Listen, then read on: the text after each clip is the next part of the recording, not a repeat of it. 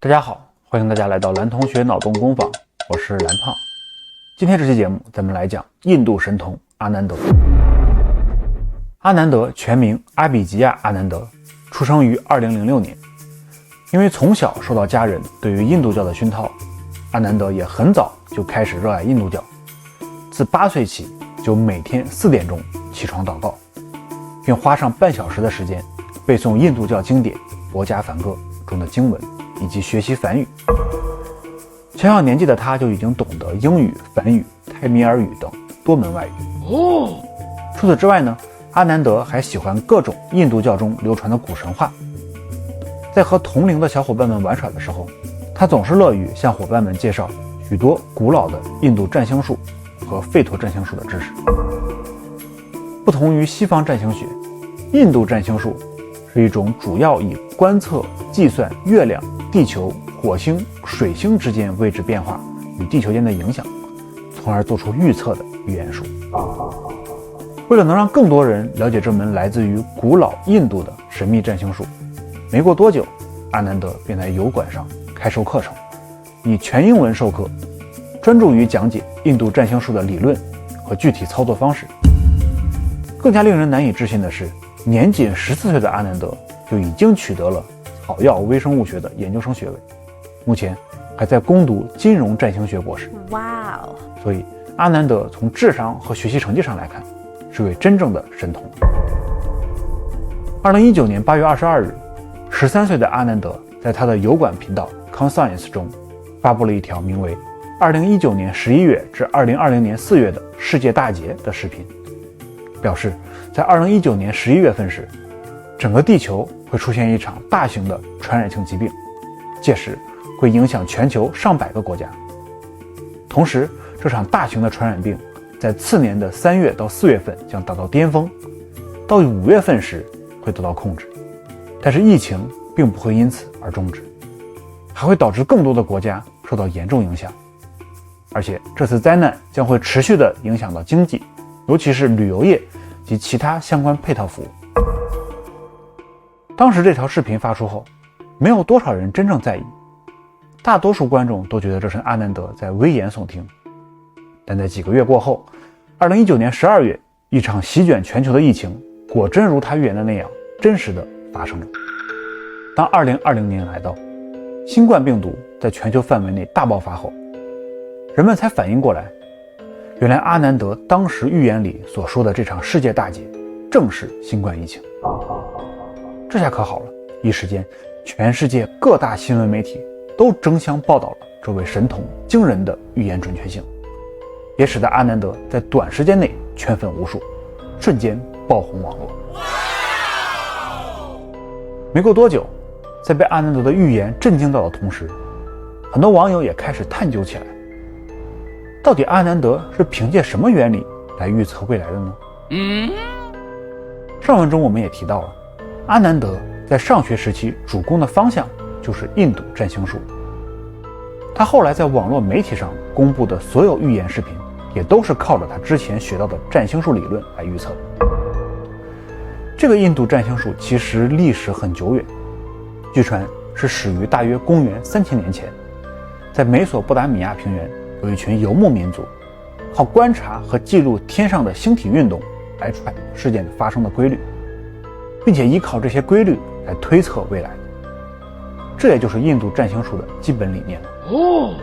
比如说2020年，阿南德在一条视频中提到了2021年时，人类将会迎来一场日食灾难，天空中会出现十分罕见的6星连珠现象，到时候土星和木星将要彼此相遇，给人类带来灾难。这则预言呢，其实是比较可信的，有不少天文学家都曾发现过，土星和木星每隔20年左右就会相遇一次，每一次都会由于潮汐变化、磁场偏移以及其他一些未知原因，对人类的生活和自然环境产生影响。比如说，在1943年土星和木星相遇时，我国就出现了全国范围的超大干旱灾害。后来2003年的非典疫情和2004年的印度洋海啸，据说也都是由于木星和土星相遇才导致的。而今年10月份，阿南德的频道又更新了一条预言视频，引发了网友们的又一次热议。视频中，阿南德对天体的位置变化进行了多次分析和判断后，最终得出了一个消极的预测结论。这主要是因为9月13号的晚上，也就是视频发布的1个月以前，一名西班牙的天文爱好者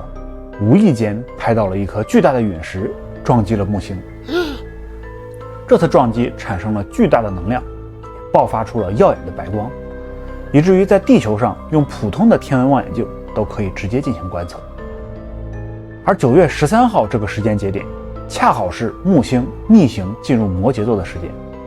所以阿南德认为这一次的陨石撞击会带来巨大的负能量，对整个太阳系和地球都会产生巨大的影响。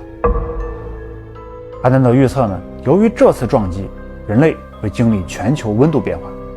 天气越来越冷，部分重要生活物资会出现短缺，人口流失将会加速。这一预言其实还是有部分的准确性的，比如说在国内很多地区确实经历了极寒天气的袭击，个别地区还出现了断电事件。而在美国，油价飙升到了历史最高点，各种生活物资、食品、日用品的价格也大幅上涨，严重影响到了人们的正常生活。11月17日呢，阿南德再度发布预言视频。在这期视频中，阿南德指出，在11月19日将会发生一次月偏食，是580年以来持续时间最长的一次。这次月偏食可能会造成未来2至3个月内，甚至1年以上的长期影响，包括疫情卷土重来、冲击房地产、地缘政治关系以及洪水爆发等。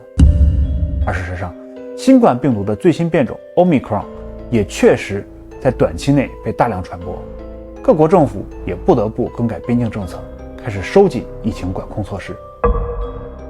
除此之外，阿南德还说，月偏食发生时恰逢月亮落在金牛座，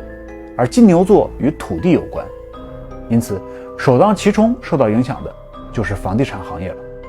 2至3个月内恐怕会出现大幅震荡。他认为这正是能够重新思考投资的机会。在这个时期，房地产企业如果能够重新调整投资布局，除了能平安度过此次危机以外，或许还能获得新的发展机遇。